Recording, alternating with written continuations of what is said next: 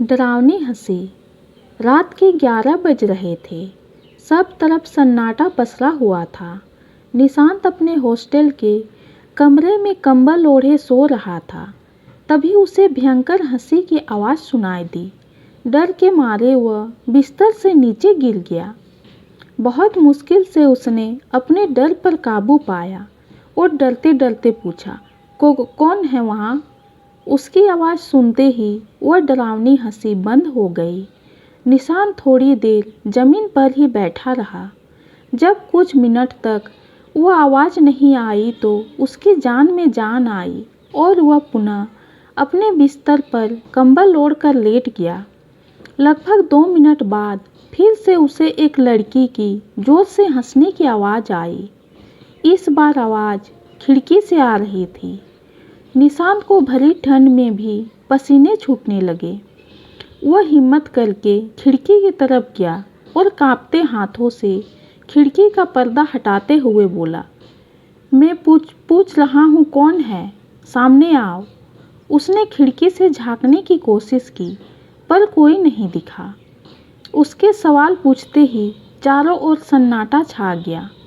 सर्दियों में सन्नाटे की भी अपनी एक आवाज़ होती है। अब तो निशांत की डर के मारे हालत खराब थी। आज उसका रूममेट भी उसके साथ नहीं था, किसी दोस्त के साथ पार्टी पर गया था। निशांत भागकर कंबल में घुस गया। ठंड के मारे कपकपी छूट रही थी या डर की वजह से यह कहना मुश्किल था। धीरे धीरे जब उसका मन शांत हुआ और उसने महसूस किया कि अब कोई आवाज़ नहीं आ रही तो वह फिर से लेट गया। पर क्षण भर में ही वह फिर से जोर से हंसने लगी। इस बार आवाज़ दरवाजे से आ रही थी। निशांत की हालत रोने जैसी हो गई। वैसे बड़ा निडर बना फिरता था वह अपने दोस्तों के बीच, पर आज तो उसकी बैंड ही बज गई थी। वह फिर कंबल से निकला और दरवाजे की तरफ बढ़ा। हिम्मत कर उसने दरवाजे की चिटकनी खोली। आवाज़ अभी भी आ रही थी। उसने अपनी गर्दन बाहर निकाल कर देखा, कोई नहीं था दूर दूर तक। उसने तुरंत दरवाज़ा बंद कर दिया और डर से सूखे अपने गले को एक बोतल पानी पीकर शांत किया। तभी दरवाजे पर दस्तक हुई। निशांत डर के मारे अंदर तक काँप गया। उसे समझ नहीं आ रहा था कि वह दरवाज़ा खोले कि नहीं खोले। घड़ी की तरफ देखा, 12 बज चुके थे। बार बार हो रही दस्तक ने उसे दरवाज़ा खोलने पर मजबूर कर दिया।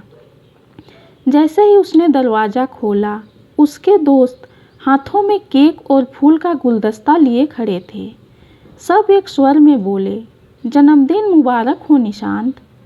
निशांत अंदर से इतना डरा हुआ था कि वह मुस्कुरा भी नहीं पा रहा था। उसने कांपते हाथों से गुलदस्ता स्वीकार किया। उसे यूं डर से कांपते देख उसके दोस्त अभय ने पूछा, क्या हुआ? इतना डरा हुआ क्यों है? कोई भूत देख लिया क्या? निशांत को समझ नहीं आ रहा था कि वह कैसे बताए कि अभी उसके साथ क्या हुआ। फिर हिम्मत करके उसने सब कुछ बता दिया। वैशाली बोली, कैसी आवाज़ थी निशांत? बहुत डरावनी आवाज़ थी वैशाली। मैं अंदर तक डर गया। तुम सुनोगी तो तुम भी कांप जाओगी। निशांत अपने माथे के पसीने पोंछते हुए बोला, मैं तो वो आवाज़ रोज़ ही सुनती हूँ, वैशाली ने गंभीर आवाज़ में कहा। निशांत ने उसकी तरफ डर से कपकपाते हुए देखा और अपने थूक को गले से निगलते हुए बोला, क्या मतलब तुम्हारा? तभी वैशाली हंस पड़ी।